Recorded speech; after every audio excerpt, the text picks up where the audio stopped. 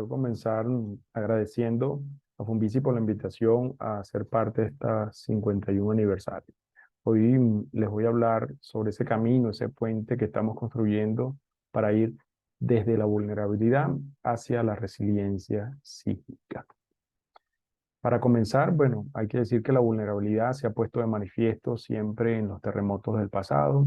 No fue diferente en el terremoto de este año, en febrero 2023, en Turquía y Siria. Eh, y esa vulnerabilidad se manifiesta a través de las consecuencias cuando se está expuesto a la amenaza, ¿no? Ocurrió este evento catastrófico dejando lamentables consecuencias. Voy a apoyar en este reporte de reconocimiento virtual de daños estructurales para decir que ese evento sísmico ocurrido, por supuesto, superó en creces el sismo de diseño considerado por la norma turca. Sin embargo, eso no es excepcional, eso puede ocurrir y está concebido en los criterios de diseño, en la filosofía de diseño actual. En general, en la vulnerabilidad tenemos distintas aristas o problemas. Tenemos por un lado las construcciones informales, por otro las construcciones antiguas, como esta que vemos a la izquierda, y también pues tenemos las construcciones nuevas donde podemos, con las normas recientes, hacer un control de su vulnerabilidad. En las edificaciones antiguas sabemos que en esas normas del pasado pues eran insuficientes para garantizar la seguridad estructural de los edificios y es esperado que puedan ocurrir daños importantes, daños severos, incluso el colapso durante terremotos como este lo ocurrido. Pero es sorprendente ver en esta estadística del reporte de edificios afectados por épocas de construcción en distintas ciudades, como el mayor porcentaje se corresponde a edificios construidos después del 2001. Aquí vemos un edificio nuevo de uso residencial que colapsó, en este caso debido al segundo evento sísmico, pero muchos edificios relativamente recientes tuvieron daño importante y en algunos de ellos sufrieron el colapso. Y esto es un poco interesante, pero bueno, hay que decir que en afectados se está totalizando todos los tipos de daños. Una estadística más precisa, eh, tomada en esta ciudad en específico, donde hay un poco más de 100.000 edificios, notamos que cerca del 60% no tuvo daño o tuvo daño muy ligero. Luego un número importante de edificios tuvo daño moderado, un 14%, un daño severo 12%, y finalmente un 6% aproximadamente tuvo un colapso total o parcial del edificio. Vemos entonces que esa estadística de edificios modernos puede estar concebida por acá, por esta zona donde hubo daño ligero, daño moderado, eh, y, o- y esa cantidad de edificios afectados que veíamos antes, e incluso daño severo, pero tenemos que decir que eso es parte de la filosofía actual de diseño sismo resistente. En las conclusiones de este reporte se dice que hubo una cantidad de estructuras altamente vulnerables con daño severo o colapso, lo que era de esperar, esos edificios antiguos o informales. Eh, Hubo una cantidad más pequeña de edificios con ingeniería con poco daño, lo cual también es de esperar, pero hubo casos de edificios antiguos con poco daño y edificios nuevos con más daño. Eso sí es un poco lo que queremos tratar hoy, parte de esa filosofía de diseño que tenemos actualmente y bueno, se resalta la cantidad de pérdidas de vidas humanas y la cantidad o el tiempo prolongado de recuperación o tiempo perdido que puede haber para una potencial recuperación, ¿no? Que son variables diferentes. Voy a partir entonces por esa filosofía de diseño, utilizando la que hemos expuesto en nuestra norma COENIL 1756 del 2019 para construcciones sismo resistentes y donde hemos planteado limitar el daño estructural y el daño no estructural manteniéndolo reparable durante el sismo de diseño. Eso es por acá, un daño moderado, un daño leve, un daño controlado. Mantener la integridad y la estabilidad global ante las acciones del sismo extremo. Queremos prevenir el colapso y salvar las vidas de las personas y mantener en operación durante el sismo frecuente el edificio, ¿no? Esa es la filosofía de diseño actual, expuesta e implementada en algunas normas de una manera más explícita, fundamentada en el diseño basado en desempeño, que tiene un poco más de 20 años de desarrollo. Pero en esta filosofía no podemos tener control de otras variables. A medida que la probabilidad de daño aumente en cada edificio, pues proporcionalmente aumentarán las pérdidas de vida y las pérdidas económicas y los tiempos muertos o tiempos de recuperación de los edificios. Esas son variables que no podemos controlar hoy en la filosofía actual de diseño. Para entender esto un poco mejor, vamos entonces a definir las determinantes del riesgo. Por un lado tenemos la amenaza definida como la probabilidad de que ocurra un evento de intensidad en un espacio y tiempo determinado y la podemos ver en estas curvas de amenaza. Y por otro lado tenemos la exposición que nos permite saber dónde están cada elemento expuesto, cada edificio respecto a su ubicación, respecto a la amenaza. Eh, También nos permite saber qué y cómo es cada elemento expuesto, sus materiales, tipo estructural, irregularidades, lo cual define y condiciona su vulnerabilidad, y también saber cuánto es su valor de punto de vista social, en términos ocupantes, y económico, en punto de vista de costo de reposición. Centrándonos en la determinante vulnerabilidad, el objeto de esta presentación, la definimos como la probabilidad de sufrir daño o pérdida económica o social condicionada a la intensidad del evento. Y la podemos ilustrar con estas curvas de fragilidad que nos permiten, dada la intensidad, conocer la probabilidad de que ocurra un daño completo, severo, moderado, leve o sin daño. Eso, pues, es lo que hemos estado estudiando. La vulnerabilidad está condicionada por el material, tipo de estructura, la antigüedad o año de construcción asociada con la norma, la altura y los efectos del sitio, las irregularidades, los deterioros, las patologías que tienen las estructuras. Y eso, pues, lo podemos representar en este gráfico de curva de capacidad, donde representamos la resistencia cortante en la base versus el desplazamiento en el tope del edificio si empujamos lateralmente el edificio, y podemos comparar pues la capacidad que puede tener cada estructura en términos de su rigidez o pendiente inicial, de su resistencia lateral y de su capacidad de formación lateral. Esas tres variables definen la capacidad de absorber y disipar energía durante un evento sísmico y tienen relación directa con la vulnerabilidad.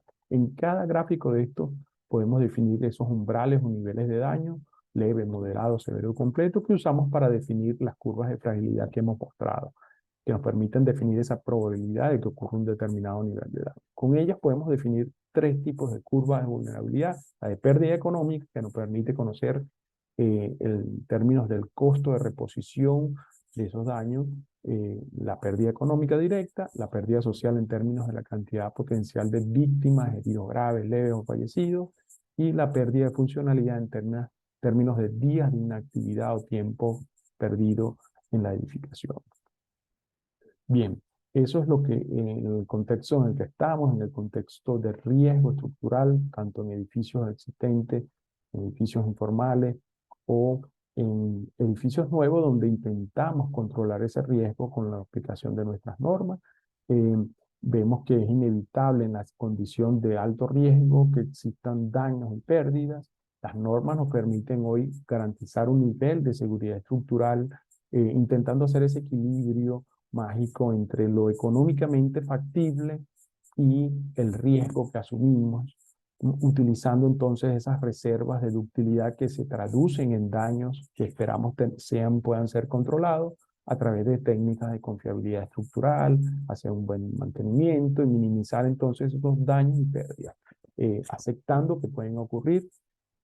Pero las sociedades no están entendiendo este tema que hacemos en la ingeniería, no entienden por qué debemos asumir los daños, por qué debemos pagarlos en el futuro, y se está desarrollando entonces ese camino hacia la resiliencia estructural, hacia la resiliencia sísmica, definida como esa capacidad de anticipar, resistir, absorber, adaptarse, transformarse y recuperarse luego del evento, con el objetivo de minimizar los daños y pérdidas sociales y económicos, pero también con el objetivo de dar una mayor continuidad de uso de las edificaciones.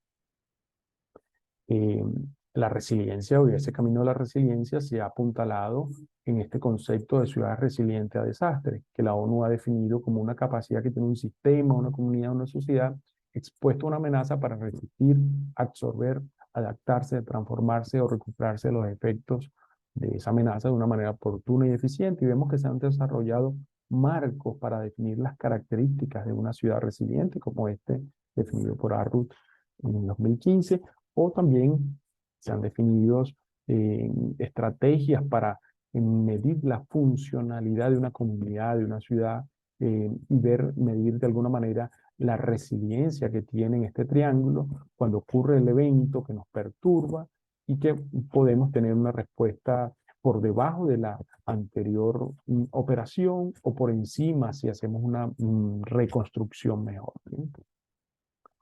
El Banco Mundial pues también ha reconocido, como muchas otras iniciativas, que para que una ciudad sea resiliente, sus componentes, sus partes deben ser resilientes. Entonces ha definido dimensiones de la resiliencia como la dimensión social, la institucional, la fiscal y también la dimensión de la resiliencia física, que es la que nos ocupa los ingenieros civiles estructurales, porque es la que tiene que ver con aquellas acciones y medidas para que la infraestructura, las viviendas, las escuelas, los hospitales, los puentes, las carreteras sean más resilientes. Ese es entonces el contexto de ciudad resiliente que se ha desarrollado altamente, pero como hemos dicho, para que una ciudad sea resiliente, para que haya un contexto resiliente comunitario, deben ser entonces las estructuras resilientes.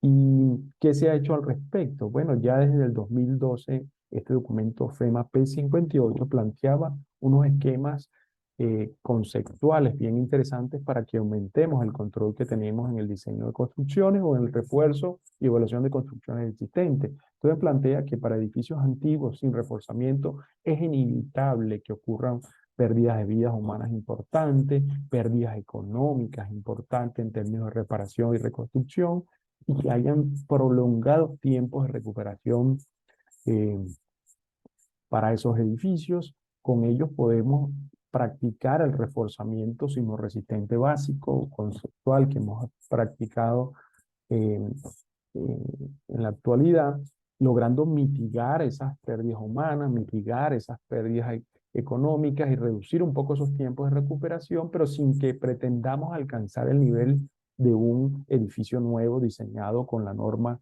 nueva, ¿no? Ese edificio nuevo, hemos dicho, la filosofía actual de diseño nos permite jugar un equilibrio entre el riesgo que podemos controlar y lo económicamente factible en la inversión inicial de esa construcción. Entonces, hemos decidido reducir un poco esa inversión inicial, utilizar esa ductilidad del edificio para disipar energía, aunque ello se transforme en daño para algunos terremotos que deben ser económicamente pagados en el futuro para reparar esos edificios y probablemente podamos mitigar o salvaguardar las vidas humanas. Es lo que decíamos en esta filosofía de diseño, pero ¿hacia dónde va el camino?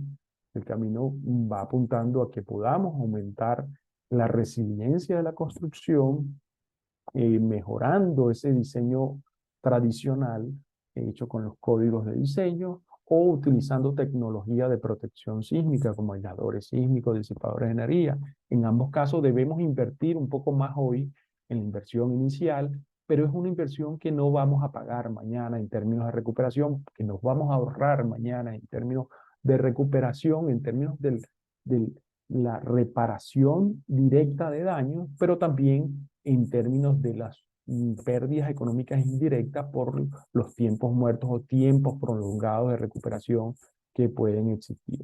Entonces, este es ya un esquema que se conecta con lo que hemos hablado. Estamos en edificios antiguos, en una condición de riesgo.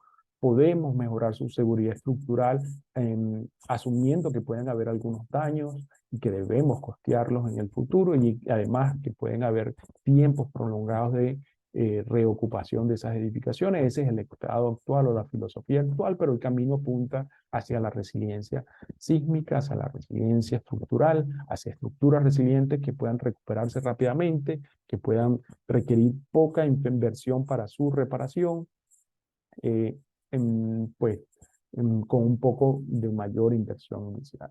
Ese es el contexto actual. El propio FEMA P58 pues ya define, además, es como la segunda generación del diseño basado en desempeño, define algunos criterios para cuantificar o limitar las pérdidas económicas, las pérdidas de vida y los tiempos muertos. Este otro marco hecho por ARRU definido como el diseño sísmico basado en resiliencia, pues permite definir unos objetivos de resiliencia y unos niveles de certificación donde se controlan los tiempos muertos, por ejemplo, acá el platino, inmediata reocupación, funcionalidad y las pérdidas de vidas y pérdidas económicas, ¿no? Para cada caso. Ese es un gran aporte que ha hecho este documento, nos permite reconocer en términos de la funcionalidad cuáles son los impedimentos, y hay impedimentos de financiamiento, impedimento de movilizar la ingeniería, la revisión y el rediseño de esos edificios, el reforzamiento, también la movilización de la construcción, todos esos tiempos que son considerados de acuerdo a cada tipo estructural para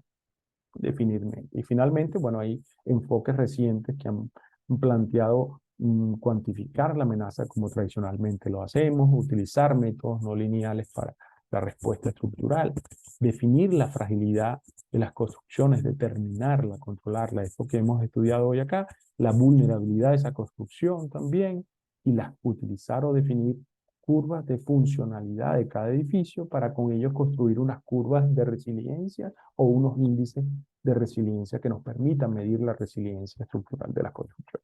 Sin duda hay un interés creciente en este tema, aún no hay un consenso, se está buscando ese consenso y el punto de enfoque es la resiliencia para el desarrollo sostenible, punto de convergencia. Aquí dos experiencias, la estadounidense, cómo reconstruimos mejor para la resiliencia sísmica, o la búsqueda de la resiliencia, la experiencia chilena en esa dirección. En términos de construcciones tradicionales, ellos han tendido a la construcción tradicional con muro, pero también al uso de tecnología que cada día está siendo más accesible, más utilizada. Y aquí volvemos al caso de Turquía, donde 12 hospitales en la zona cercana al epicentro tuvieron un excelente comportamiento, pocas pérdidas económicas, nada de pérdidas de vida humana y una recuperación prácticamente inmediata que ayudó a atender la respuesta sísmica.